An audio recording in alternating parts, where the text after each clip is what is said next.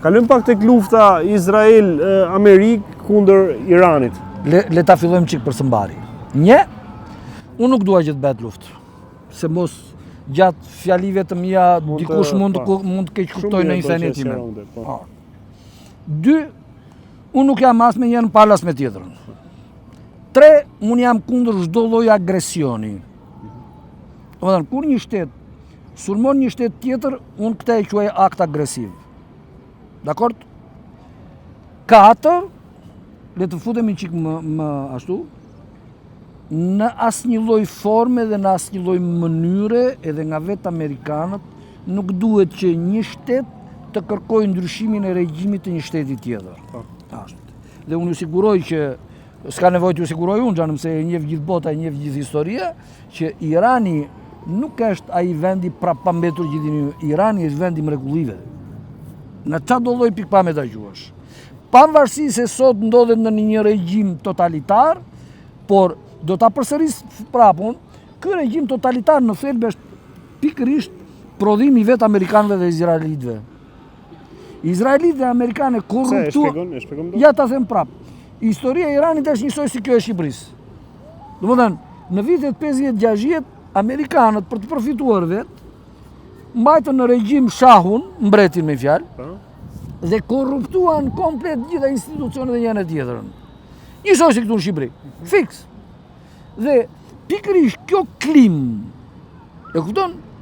E poshtërimit që ju bëjë njerëzve, e gjendjes të mjeruar financiare, e asaj ndjenjës së poshtërimit që ndjeni për gjithë çdo ditë ata nga zyrtar të marrosur për sa i përket rishfeteve, më the tash, ndodhi këtë ndjenjë anti-amerikane. Domethënë, nuk ishin iranianët që nuk donin amerikanët, ishin vetë amerikanët që e nxitën atë situatë. Dhe me që Irani ka rënë të thella në fe, përfituan ata që kishin edhe besimin fetar me vete. Domethënë se kishin masivitet. Domethënë, në një mënyrë apo në një tjetër, ai regjim është prodhim i vetë amerikanëve. Por mos harroni që ata janë njerëzat dhe dashës. Mos i ngatroni gjërat. Populli i Iranit. Populli i Iranit dhe qeveria e Iranit. Edhe qeveria. Mos i ngatroni gjërat.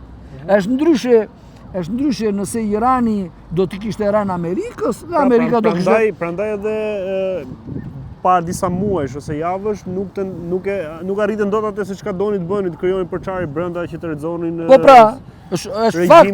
Ai është fakt absolut. Nuk e bën dot kështu, po e bën tani. Po pra, ai është fakt absolut që e kanë pranuar dhe vetë amerikanët dhe izraelitët, që ata e nxitën vetë atë. Nxitën. Plus që domethënë forcat e sigurisë iraniane kanë me mira prova të gjithë çka kanë bërë ata. Parave, armëve, radiove, kompjuterave, tjera, njerëzve konkret që kanë nxitur e më the tash. Tani, këta kanë vendosur t'i futen luftës. Unë për vete i kam thënë ri larg. Kujt? Trumpit. O Trumpo? O, çunë. O mredo, ç'a po më? Madem për burë të Tani, gjithë bota do thonë Trumpi. Tani, unë e kam thënë dhe do ta përsëris që si Netanyahu, ashtu dhe Trumpi janë dy njerëz që kanë probleme shumë të rënda me ligjin në vendin e tyre dhe kanë nevojë absolute që ta hedhin topin diku tjetër. E sa më shumë të flitet për konfliktin në Iran, aq më pak do flitet për Trumpin. Kjo është njëra loj.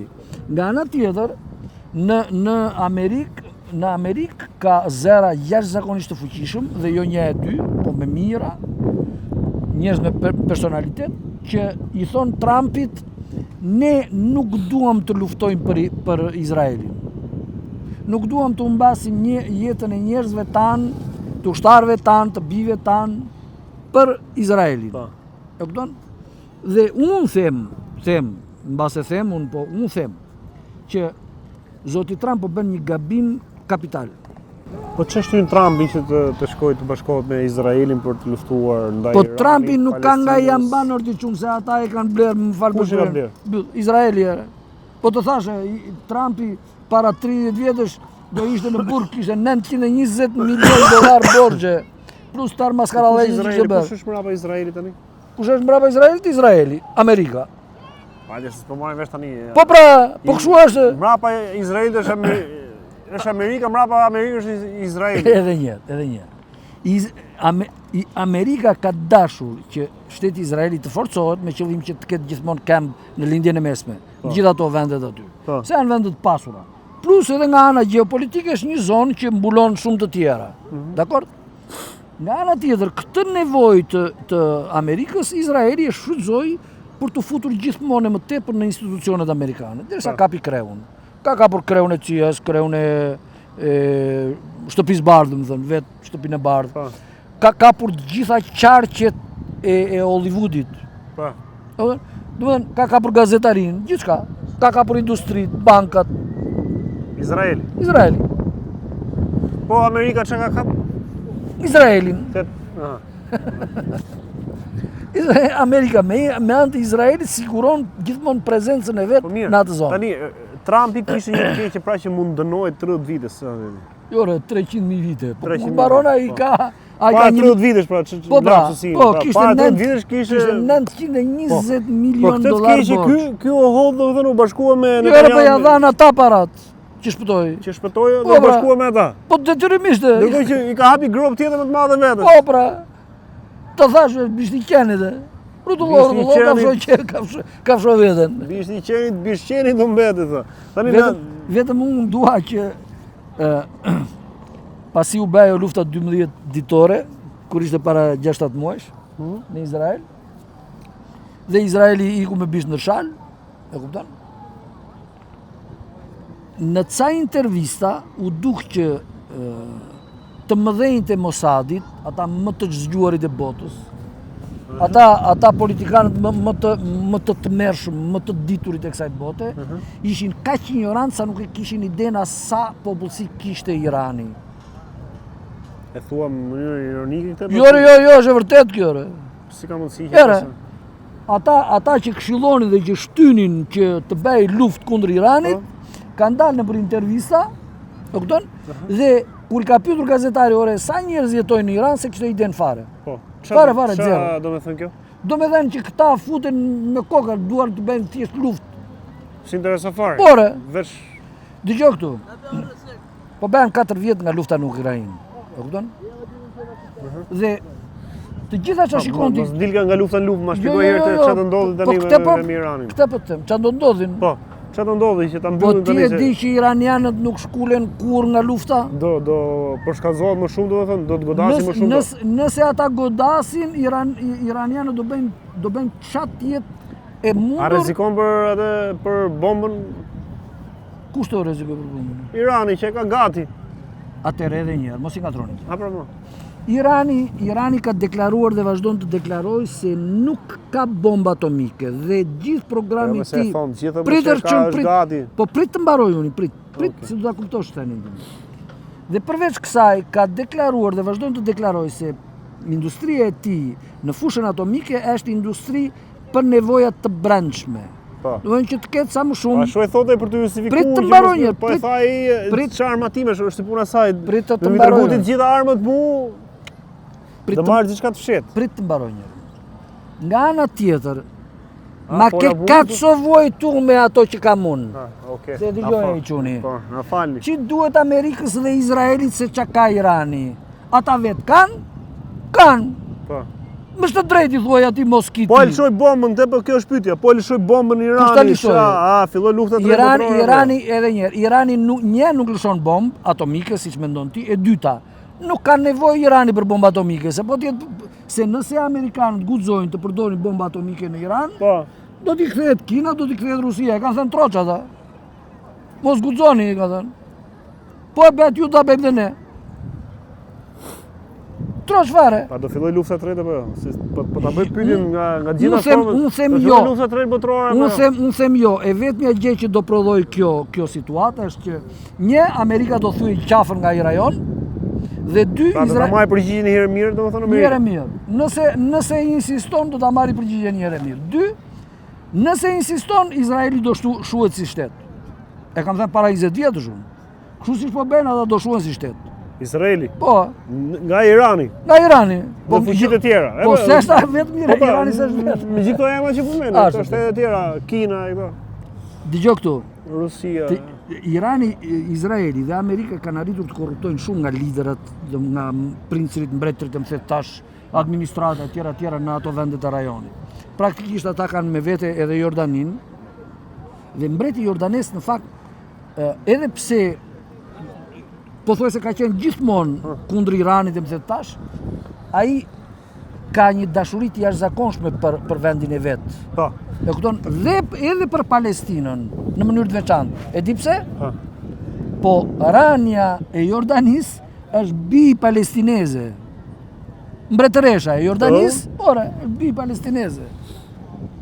Dhe dhe ka qenë gjithmonë një nga zërat më të fortë të çështjes palestineze nëpër Europë e nëpër botë. Po. Tani, e fundit fare kjo. Bordi i paqes që mblodh atje, mos ka lidhje direkt pas mbledhjes së patën. Po ç'a budalli që bordi i paqes edhe këtë vetë bën luftë. Po për këtë po them. Po çaj këto janë. Ka lidhje bordi i paqes, mbledhjet e bordi i paqes direkt që pas disa ditësh ndodhi direkt ky sulmi i Izraelit me Amerikën që sulmoi Iranin. Po ti ka gjë, nuk e kupton që ai dështoi atje? Kush? Trump te bordi i paqes. Te bordi i paqes? Ora. Po ku do vej pa Europën? Po ku do vej pa Europën ai? Sepse Europa nuk është thjesht para. Europa ka qenë një nga zërat më të fortë diplomatik nëpër botë. Ka qenë qendra e botës për diplomacinë. Fitoi Macron, ëh? Po fitoi Macron, shqyr që fitoi, po tjetë për mua. Unë kam share, kam Belgjinamin. Ka hesab tjetër aty. Jo, tjetër kjo, tjetër ajo ordi çun. Gjëra duhen thënë ashtu siç janë. Them mos u morën vendim aty për llonë goditje këto. Jo, edhe bordi i paqes. Edhe po s'ka mundësi ordi çun mos flisni kot ju. Në bordi i paqes është dhe Rusia.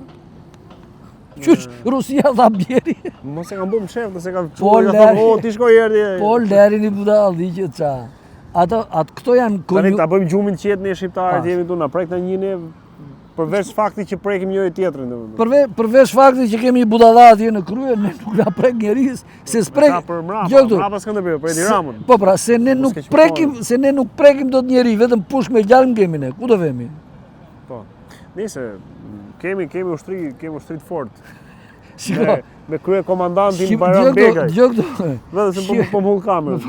Shqipëria është një nga E peti kishte shku Maqedonia atje duke fol shqip e përkthyes. Kishte vë kupje të llope ngjotë pyet. E pa ndoshta se ka dashur dëgjoj edhe ata që s'flasin shqip. Dëgjon ti? Jo, e mori kupje kur foli shqip. Jo. Nëse e përshëndesim presidentin tonë, shkëlqësia e tij, lart mallnia. Dëgjoj këtu. Me respekt. Dëgjoj këtu. Për sa i përket armatimit dhe ushtrisë, Shqipëria është nga të paktit vend në botë, nga shumë të paktit vend në botë që ka policinë në numër më të madh se sa ushtria. Kjo tregon që ne kemi problem me njëri tjetrin. Po sigurisht. Po sigurisht. S'kemi nevojë më forcu domethënë për jashtë me pas ushtri domethënë. Ne kemi, në mos gabojmë diku te 13-15.000 polic dhe kemi 10.600 ushtarak. Që s'ben asgjë në fakt. Do rinë kodat e marrin rrogën se duhet një buk me grosh. Miq, ju përshëndesim. Profesor Luka, falenderoj shumë. Gjithashtu. Mirupafshim gjithë. Të fala atyre andej. Edhe për uluni vetëm para këtij këtu.